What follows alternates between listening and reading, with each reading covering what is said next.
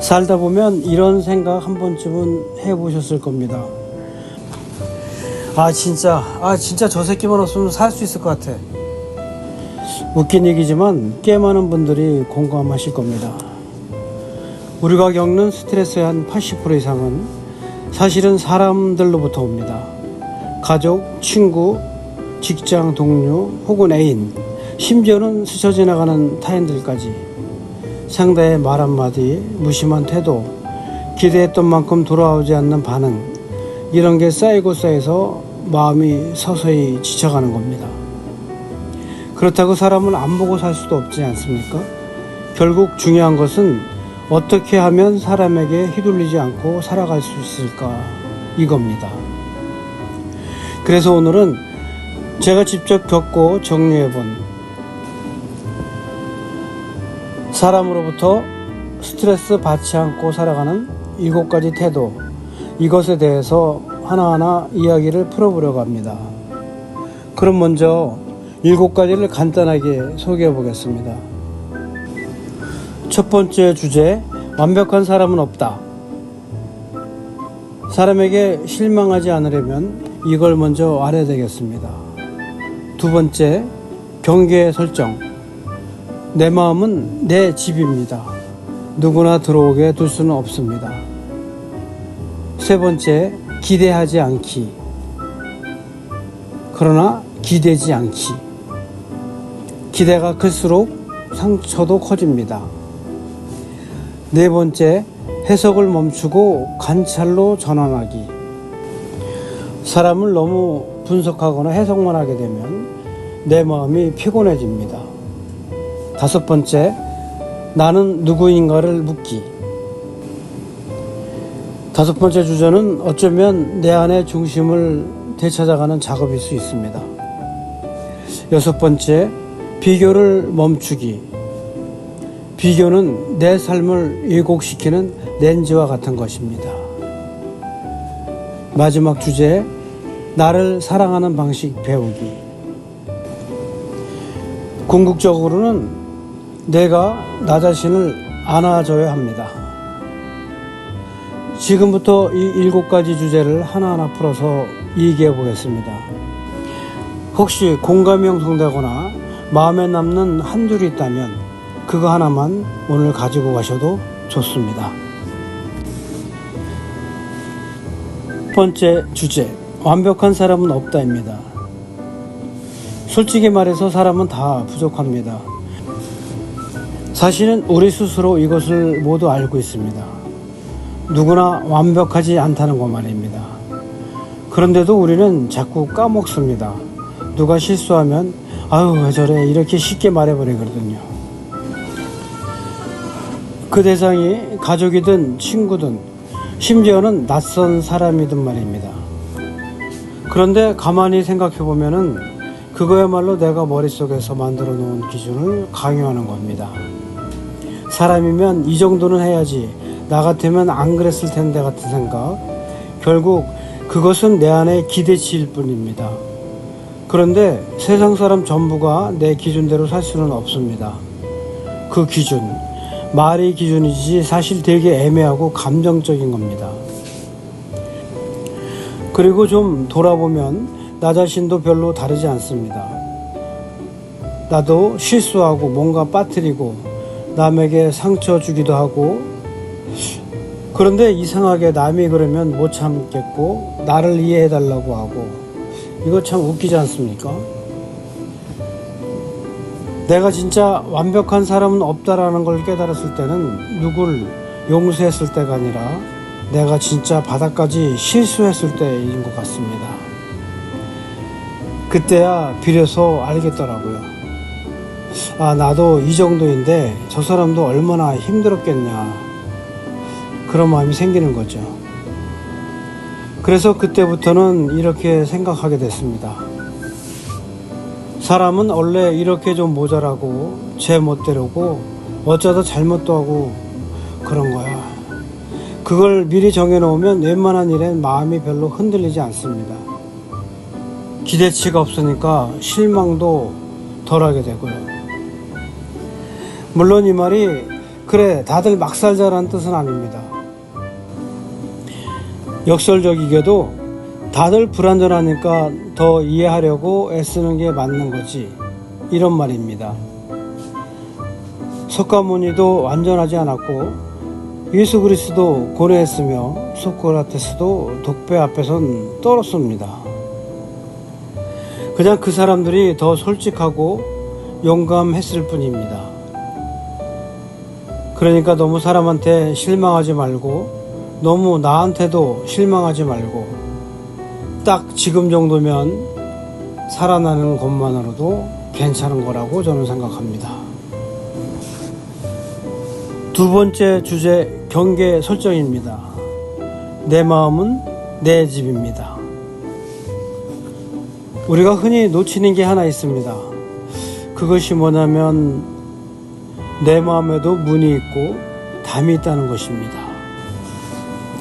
누구든 집에 초대하려면 초인종을 누르고 문을 열어줘야 들어오지 않습니까? 그런데 마음은 그렇지를 못합니다.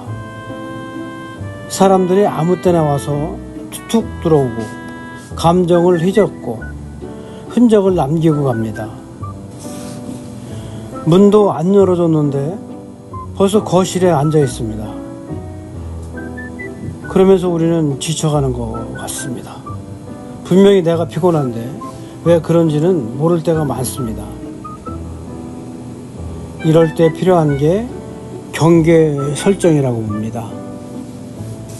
쉽게 말한다면 이건 내 마음이고 여긴 내가 들어올 수 없는 곳이다라고 선을 딱 긋는 겁니다. 이것을 너무 무례하다고 느끼는 사람도 있겠지만 사실은 존중의 시작일 거라고 저는 생각합니다. 나를 지킬 줄 아는 사람만이 남도 진짜로 존중할 수 있다고 보는 겁니다. 경계를 세운다는 것은 어떤 말은 듣지 않기로 하고 어떤 감정은 나와 상관없는 걸로 분리해내는 능력입니다. 예를 들어 볼게요. 친구가 야, 너 그 일 왜 그렇게 했어? 라고 비난할 때 예전 같으면 마음이 확 무너졌을 거예요. 내가 뭘 잘못했길래 저 지랄이지? 내가 너무 부족한가? 이렇게 생각했을 텐데, 그런데 경계를 안 세웠기 때문에 그 말이 바로 내 안에 들어온 겁니다. 그럴 땐 이렇게 말할 수 있어야 됩니다. 그건 내 생각이고 나는 나대로 이유가 있었어 라고요. 그 말을 지금은 듣고 싶지 않아. 차갑게 들릴 수도 있지만 사실 이건 건강한 생각입니다. 왜냐하면 내 마음이 내 공간이고 거긴 내가 주인이기 때문입니다. 이것이 잘 안 되는 이유는 우리가 착하게 살아야 한다는 교육을 너무 오래 받았기 때문이라고 저는 생각합니다. 그렇지만 착함과 호구는 다르다는 것을 알아야 됩니다. 착한 사람은 스스로를 챙길 줄 아는 사람입니다. 그 반대로 자기 마음은 엉뚱한 데 두고 남의 감정만 안고 산다는 것은 결국은 병이 되어 돌아옵니다. 그러니까 말입니다. 당신 마음이 당신의 집이라는 걸 꼭 기억하셔야 됩니다. 들어올 사람, 내보낼 사람, 앉힐 자리, 닫아둘 방, 이런 것들을 당신 스스로 정할 수 있어야 됩니다. 그것이 어쩌면 진짜 나를 지키는 첫걸음이 될 거라고 저는 생각합니다. 세 번째 주제는 기대하지 않지만 기대지 않기입니다. 즉 관계의 허리띠를 느슨하게 매는 겁니다. 살다 보면 이런 순간이 있습니다. 그래도 저 사람이 나한테는 이 정도는 해줄 줄 알았는데, 그런데 안 그렇습니다. 그때 오는 실망감은 때로는 배신감보다 더 쓰라립니다. 우리는 상대에게 은근히 기대를 많이 합니다. 어쩌면 그것이 모든 불행의 씨앗입니다. 말은 나는 아무 기대 없어 하면서도 속으로는 이렇게 생각하고 있습니다. 그래도 내 생일 정도는 기억하겠지. 그래도 이 정도는 도와주겠지. 그래도 날 좀 이해해 주겠지. 그런데 사실은요, 그래도가 가장 위험합니다. 기대는 말하지 않으면 없는 거나 마찬가지이기 때문입니다. 그래서 저는 이렇게 정리합니다. 기대하지 말고 기대지도 말자. 이 말은 차가운 말은 아닙니다. 오히려 관계를 오래가게 해주는 실질적인 말입니다. 기대하지 않으니까 실망도 적고 기대지 않으니까 상대에게 무게를 주지도 않습니다. 사람에게 너무 많이 기댈수록 그 사람이 무너지면 나도 같이 주저앉습니다. 그러다 보면 어느새 내 감정의 중심이 남한테 넘어가 있습니다. 제가 날 어떻게 대하느냐에 따라서 내 기분이 좌우되는 겁니다. 그건 너무 위태로운 관계죠. 관계란 기댐이 아니라 균형입니다. 물론 힘들 때는 잠깐 기대도 됩니다. 황소도 언덕이 있어야 기대입니다. 그런데 기대고 눕는 건 다릅니다. 상대는 의자가 아니니까 말입니다. 서로가 서 있을 수 있을 때 옆에 같이 있는 거지, 한쪽이 기둥이 되면 결국은 부러지게 되어 있습니다. 그리고 기대하지 않으면 상대가 내가 뭘 해줬을 때 그게 감사로 느껴집니다. 아, 이 사람 이런 것도 해주는구나, 이런 면도 있었구나. 그렇게 관계가 쌓이는 거라고 저는 생각합니다. 그러니까 기대는 버리되 마음은 닫지 말고 기대지는 않되 마음은 열어두는 것이 필요하지 않을까 생각합니다. 사람은 누구에게도 짐이 되고 싶진 않잖아요. 나도 마찬가지고 당신도 그럴 겁니다. 그러니까 관계의 허리띠는 조금 느슨하게 메고 살아도 괜찮습니다. 네 번째 주제는 해석을 멈추고 관찰로 전환하기입니다. 그냥 바라보는 연습을 해보는 거죠. 우리는 하루에도 수십 번, 어쩌면 수백 번씩 무언가를 해석하며 살아갑니다. 누군가 인사를 안 한 것 가지고도 기분이 나빴나, 나한테 서운한 일이 있었나, 이렇게 자의적으로 해석하기도 하고요. 혹은 상대의 말투가 딱딱한 걸 가지고도 내가 뭘 잘못했나, 저 사람 왜 저래, 이렇게 바로 머릿속에서 해석이 시작됩니다. 그런데 과연 그 해석이 맞는 걸까요? 사실은 아닐 확률이 훨씬 높습니다. 상대가 그냥 바빠서 인사 못했을 수도 있고, 딱딱한 말투는 단지 그 사람의 스타일일 수도 있어요. 그런데 우리는 늘 나 중심으로 해석을 합니다. 그러다 보니까 괜히 상처받고 괜히 오해하고 혼자 머릿속에서 드라마 한 편 찍고 있는 겁니다. 그래서 필요한 게 뭐냐 하면 해석을 멈추고 관찰로 전환하는 연습이 필요한 겁니다. 그냥 쟤 오늘 인사 안 했네, 거기까지만.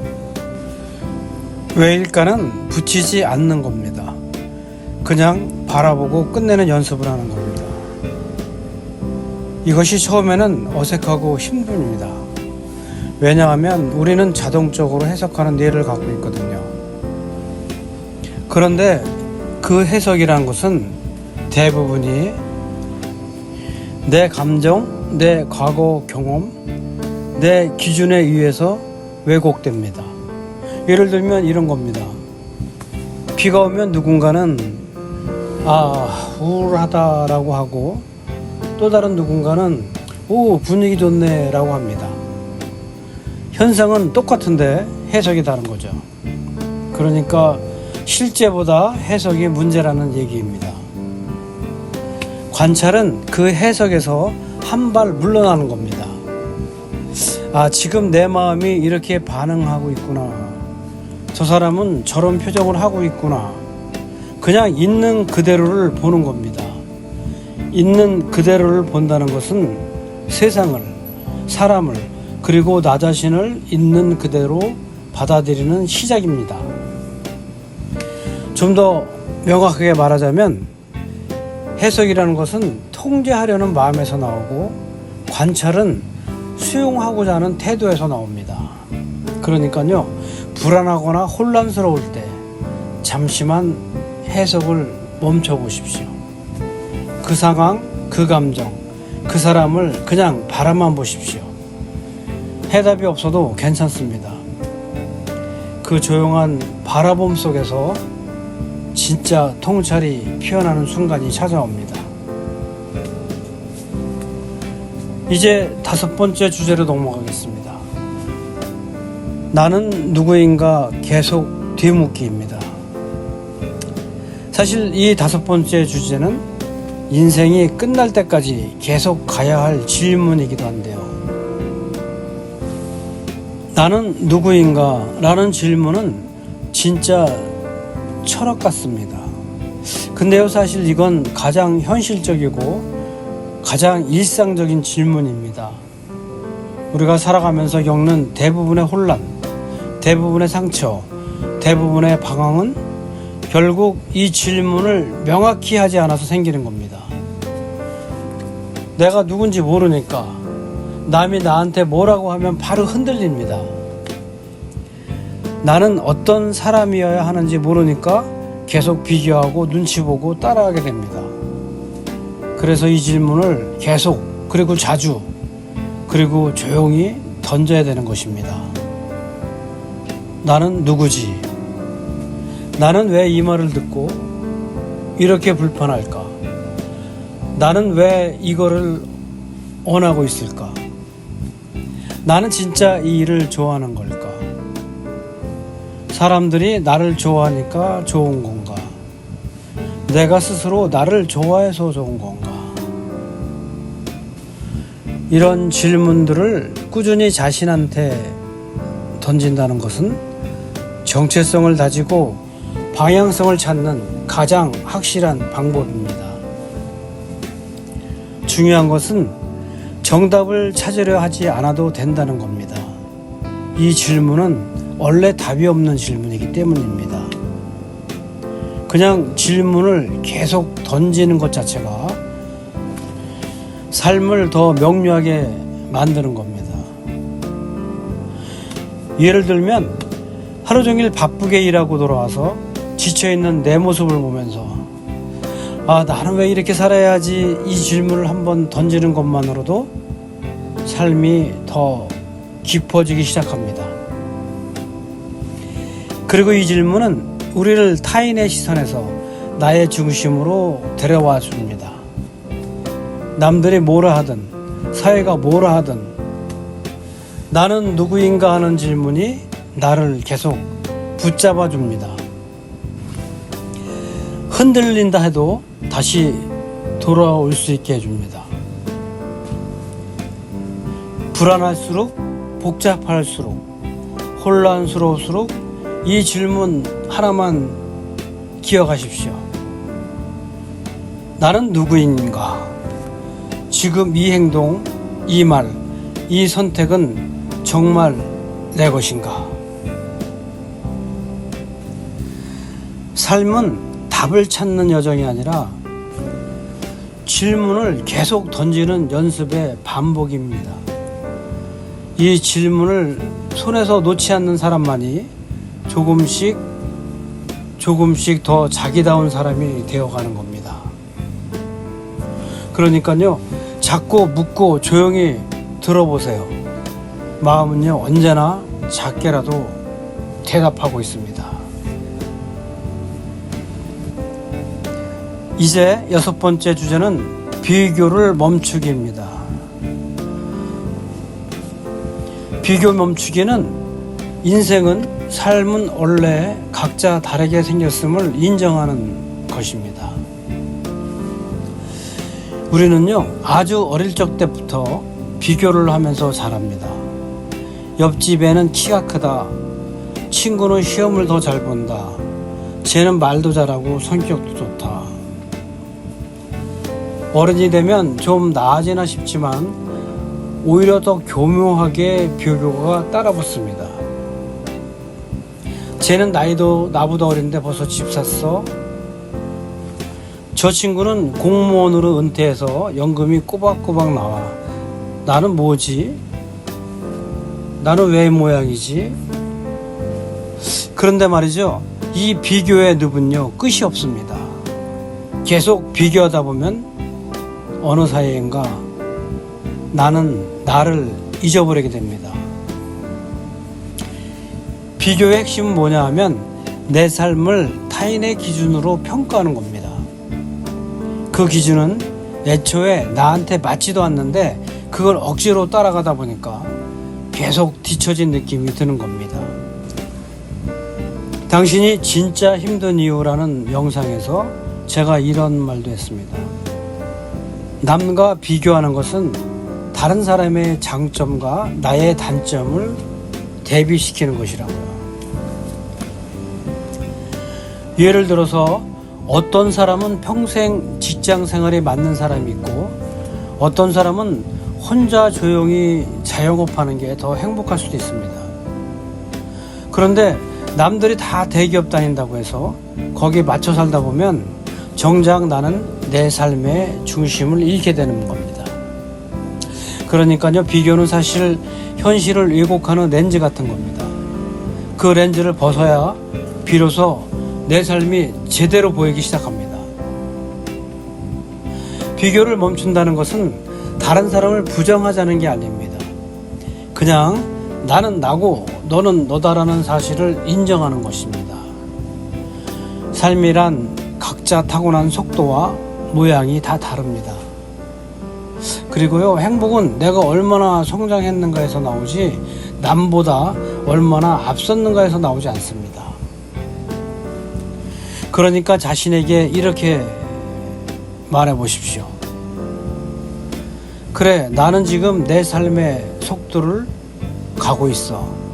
조금 느릴 수도 있고 아니면 좀 빠를 수도 있어. 조금 엉성할 수도 있고 완벽할 수도 있어. 그러나 이건 분명히 나만의 길이라고요. 이 말만 제대로 믿을 수 있다면 비교가 사라지는 순간부터 삶이 숨을 쉬기 시작할 겁니다. 이제 마지막 주제인데요. 마지막 주제는 나를 사랑하는 방식 배우기입니다. 나를 사랑하는 방법에는 내가 나를 안아주는 연습부터 해보셔야 됩니다. 많은 사람들이 이렇게 말을 합니다. 자존감이 낮아서요. 아니면 나는 왜 이렇게 못나 보일까요? 사람들이 나를 싫어할까봐 무섭기도 합니다. 그럴 때 저는 이런 말을 저 자신에게도 그렇지만 다른 사람에게도 조심스럽게 얘기를 합니다. 혹시 나 자신을 사랑하는 연습을 한 번이라도 제대로 해본 적이 있나요? 놀랍게도요, 나도 역시 마찬가지지만 많은 사람들은 평생을 살아가면서도 단 한 번도 자신을 진심으로 안아준 적이 없습니다. 우리는 너무 자주 더 좋아져야지만, 더 나아져야지만 나를 사랑할 수 있다고 착각을 합니다. 살을 빼야, 돈을 벌어야, 뭔가를 이루어야만 비로소 사랑받을 자격이 생긴다고 믿는 거죠. 그런데 아닙니다. 우리는 있는 그대로의 나로도 충분히 사랑받을 가치가 있습니다. 지금 이 상태로 말입니다.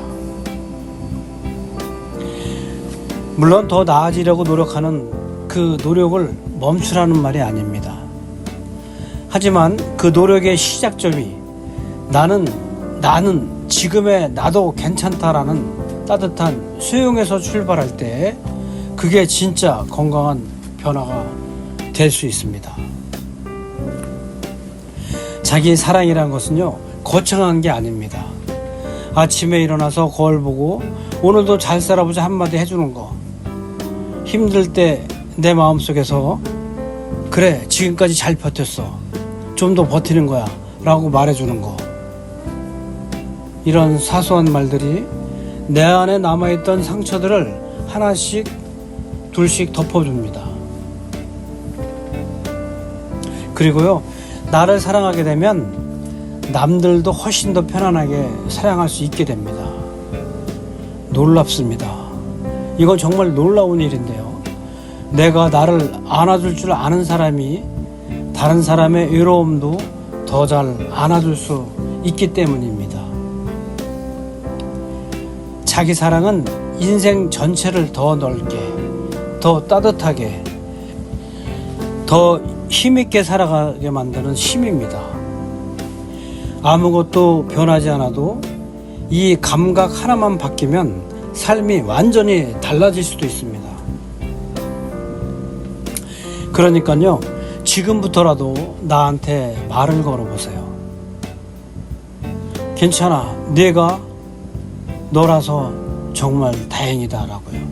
그 한마디가 어쩌면 오늘 하루를 살게 해줄 작지만 강한 숨결이 될 겁니다. 여러분, 이 7가지의 사실, 어쩌면 지극히 철학적이기도 하면서 지극히 단순하면서 현실적인 삶의 태도입니다. 아주 쉬운 말이지만 이 말들을 마음속에서 조용히 새겨보십시오. 자, 오늘의 결론은 이겁니다. 이 7가지의 방법,